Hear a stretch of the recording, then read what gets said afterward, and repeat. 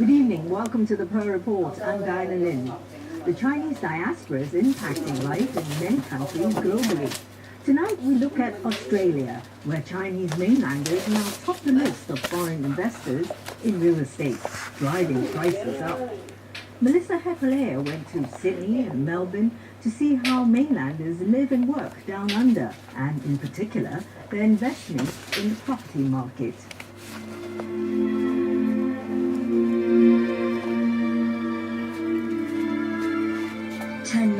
Or 1/7 of China's wealthiest people want to emigrate to Australia.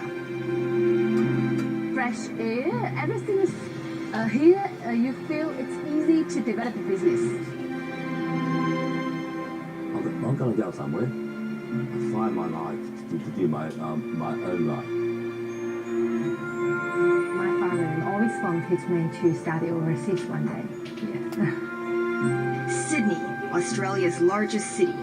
Population 4.8 million. Some 300,000 Chinese live here. When they come here, buy property, bang, they sit, they pay the deposit and they fly back again. Most return to settle, many on visas for investments of 1.5 to 15 million Australian dollars. The government wants a lot of rich person come to Australia.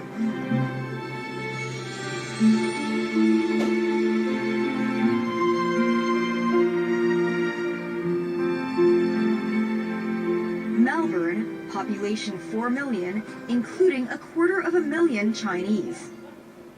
I have beautiful parts of land, nice and high up, you can see back to the mountains, the Alps, so lovely tree-lined streets, right near the trams, right near the shops.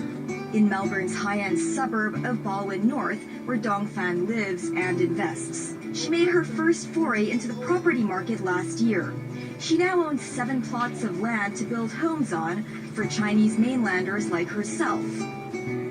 Usually the person from China like big land, so we need to put a swimming pool, a basement, a tennis place. So this is very maybe 5 million. She and her family moved to Melbourne 5 years ago. How much has the property value grown? It's more than 30%. Yeah, this suburb is hot. It's because here are very good public school, so a lot of Chinese love. Local residents are very concerned about this onslaught of mainlanders coming in buying properties, and the locals are all priced out in their own suburb. Third, final call, 315 and it's here. This is the dream of many of the property owners here. You know, we wait the day the mainlanders come knocking on the front door and say, look, you know, we'll offer you this price. I'm just concerned about what's happening. I don't think we're in the market to sell, because where else are we going to live, you see? Thank you for attending our auction, ladies and gentlemen. Have a great day. People coming from China have access to funds that enable them to pay quite high prices. We're also looking at historically low interest rates, so they compete fairly fiercely for available properties. But dampening measures are being put in place. Foreign property investors must now pay a $5,000 fee for residential properties valued up to $1 million. And they can only buy newly built or what's called off-plan houses. Violators face penalties including 3 years jail and fines of about $640,000. When I come to Australia, I just bought a milk bar. Yeah, it's a small business, so for visa. The 188 investor visa. You can select the government bonds. More options may include venture capital and startups. John Hu, a Hong Kong-based migration consultant, says half his clientele target Australia. They are successful businessmen. They would like to seize that business opportunity to establish their foothold in Australia. A lot of Australian or Chinese national owned entity to come over here to buy off coals, mines, natural resources, agricultural lands. 91% of investor visa applicants are Chinese nationals, and Australia will raise the stakes this July to $15 million for a premium investor visa. That is a permanent resident visa. Without actually living in Australia. The 188 visa costing $1.5 million requires investors to stay 2 years out of the 4 years of investment. Another 188 visa for $5 million, 160 days. Both can be converted to the 888 visa for permanent residency. The government want a lot of rich person come to Australia to develop, to invest, to give us the person job. When we first come, she and my husband and my mother-in-law together come. And then they come back. Leaving Dongfan with her elder daughter, aged 7, and a 6-month-old baby who was born in Australia. First year, I really thinking it's really hard for me, but now it's already okay. Dong and her husband own a trading company in Hangzhou. He returned to run the business which funds their real estate ventures here. To make money in Australia, do you need money? Yes, when you live here, life cost is very high. Investor visas allow one spouse in a couple to stay while the other leaves and both still get their permanent residency. Dongfan says her husband visits often. Every day we discuss at night about the life and the business, how's going and everything. So talk is very important. Dongfan has joined the Zhejiang Association. Provincial bodies are common among Chinese overseas. Because we situation is similar, we get a lot of friends here.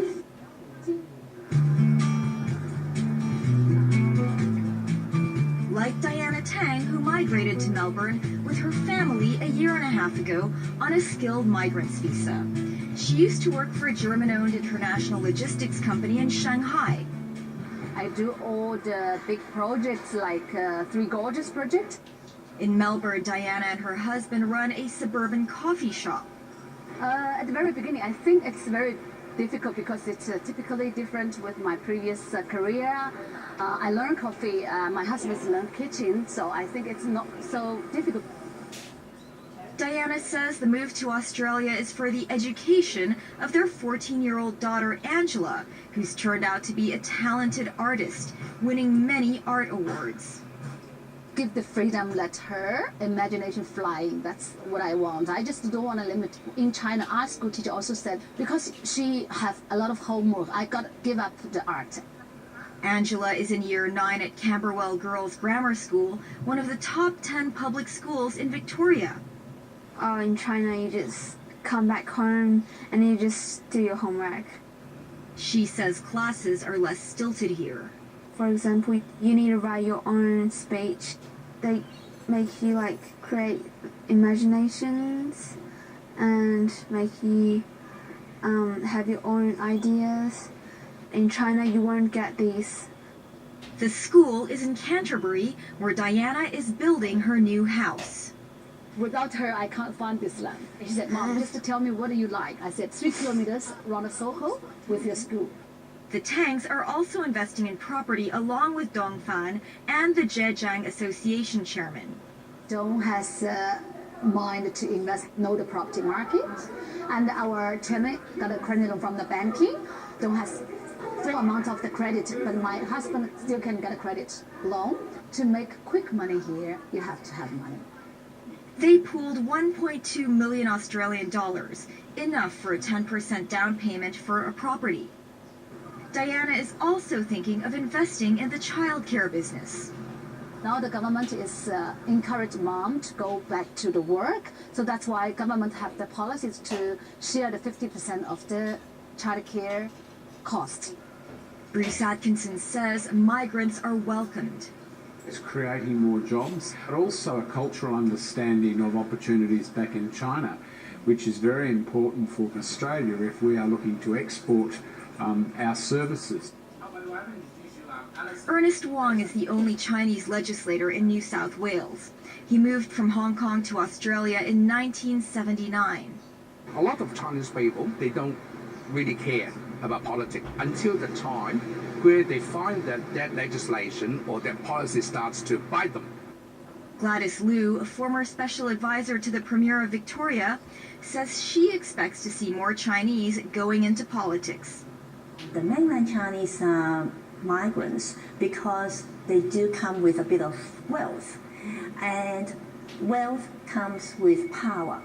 They want to know people in power. I can see a very gradual change in attitude towards politics. Meanwhile, Diana enjoys the Australian way of life.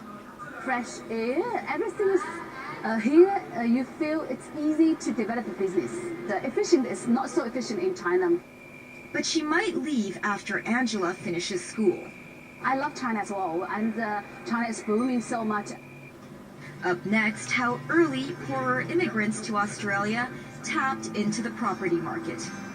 There are 20 different venues to make little money to $20,000 by the first business. And how one migrant student became Australia's top commercial property broker. Chinese language is an advantage. More on that after the break. Stay tuned.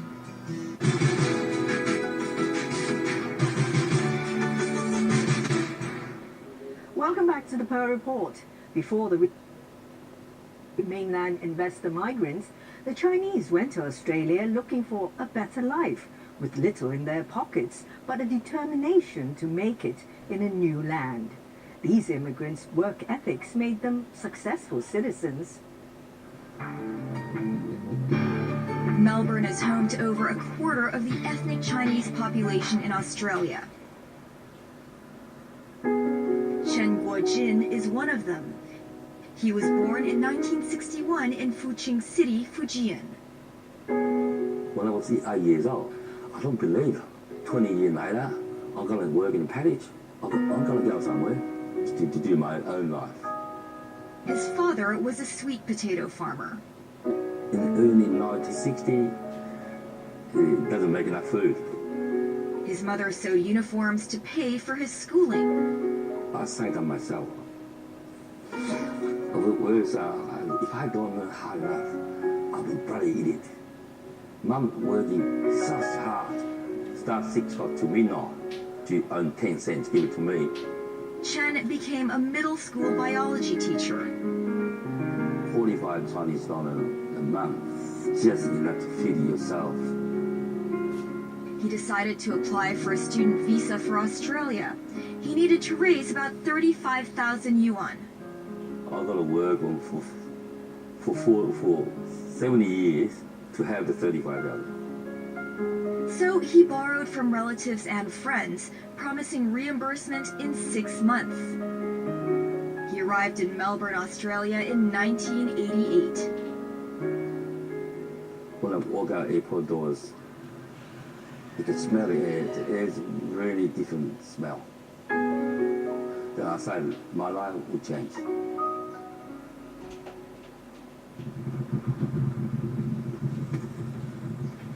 He settled in Brunswick District. The one middle-aged man pulled out and said, "Oh, where you going, buddy?" To drop me out to here.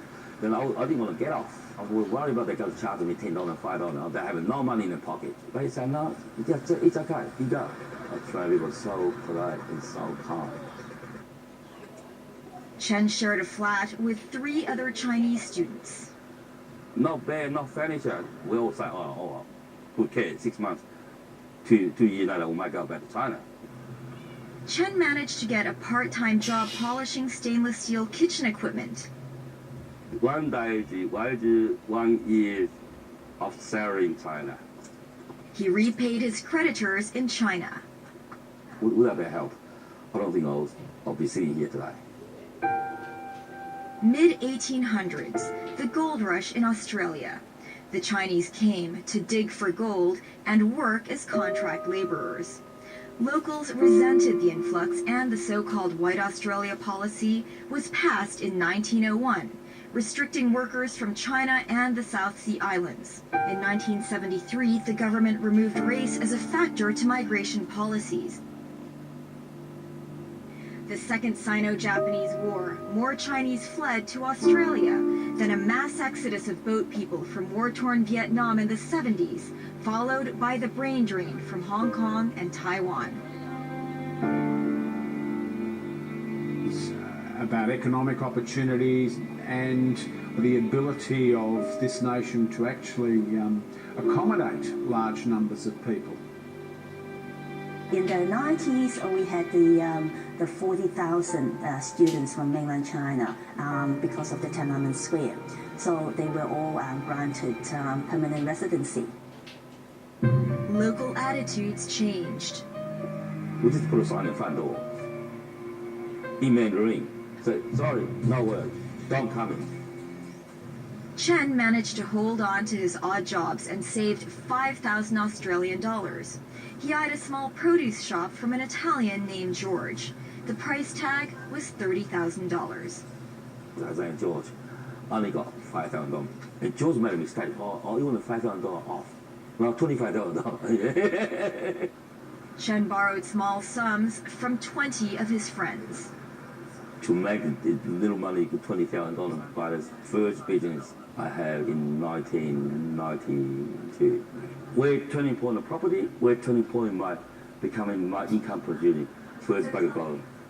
He later bought a second supermarket in upscale Chapel Street. He still gets up at 3 a.m. every day to buy produce. The market really changed my business life.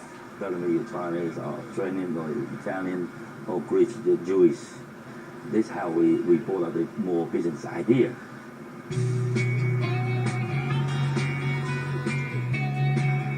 No way, $12, that's it. $20. No. I mean, I'll put up $15, that's it. Good bargain, I'm no good. Yeah. That's why I've got grey hair. Yeah. Tell who's living the dream. Oh, yeah, you would. Chen invested his supermarket profits into property development.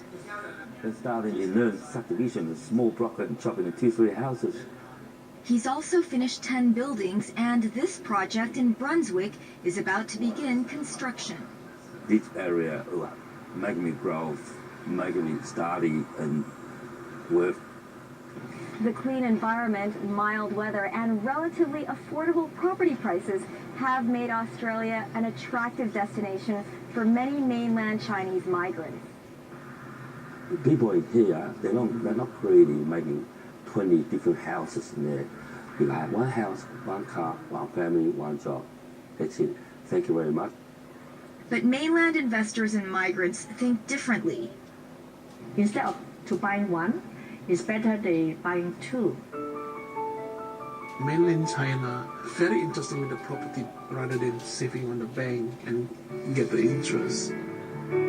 Most attractive types of property to overseas investors and mainland Chinese is our investment market, new properties that are being bought off the plan.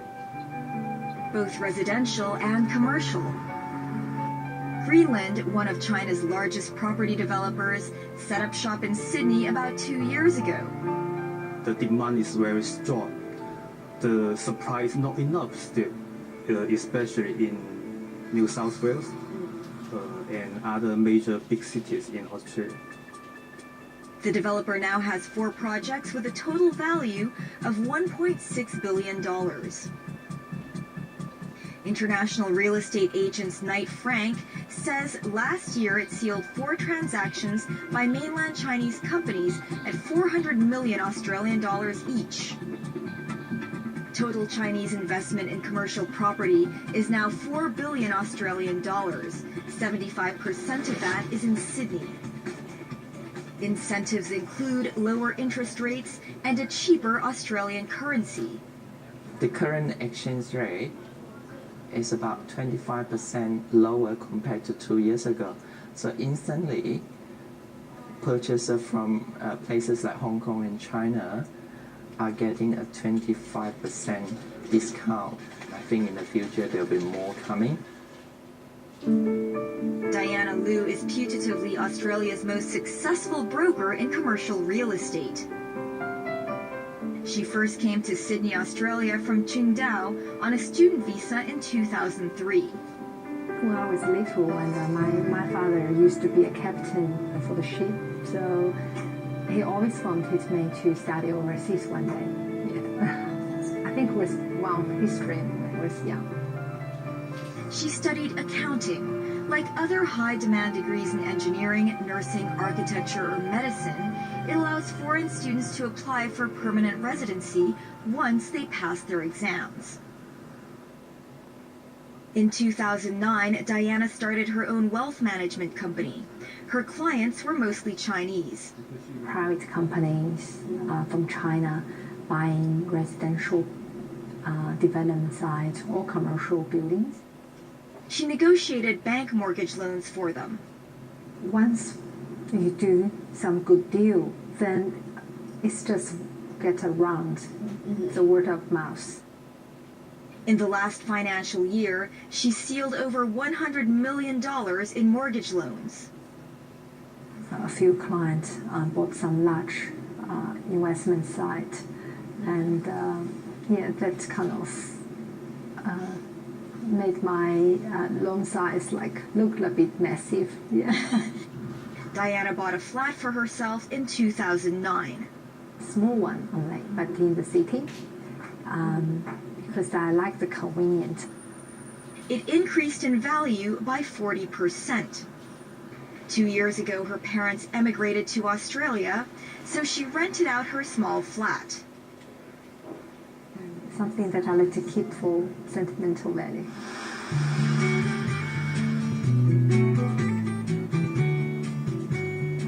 She's currently renting a flat big enough for the three of them. In China, right, after school, I will go to the kitchen. My mom cooking. I always sit around and talk about what happened in school during the day. It's kind of, it's making up the time, 10 years that I'm away from home. Diana is engaged to be married later this year. Then she'll move into a new home they've bought. Me and my fiancé, we probably want to have some own space first. Then we're thinking about having kids. Then definitely our parents going to stay with us. Her parents also bought a place, taking advantage of a government grant to first-time homebuyers of $15,000 for property under $550,000. On top of that, you don't pay stamp duty. So my mom bought a one-bedroom in an area that's highly regarded for their good schools. Diana is looking forward to starting a family in Australia. We call that ABC, Australian Born Chinese. Then our family, then we will make sure that we still keep a bit of the tradition and blend both cultures together. The space, the freedom, clean environment, I think here is have a little bit more advantage than in China. Well, thank you for watching our show. It will be re-aired on Monday and Saturday, as well as on TVB.com. Until next time, from the Pearl Report team, good night, good luck, and good health.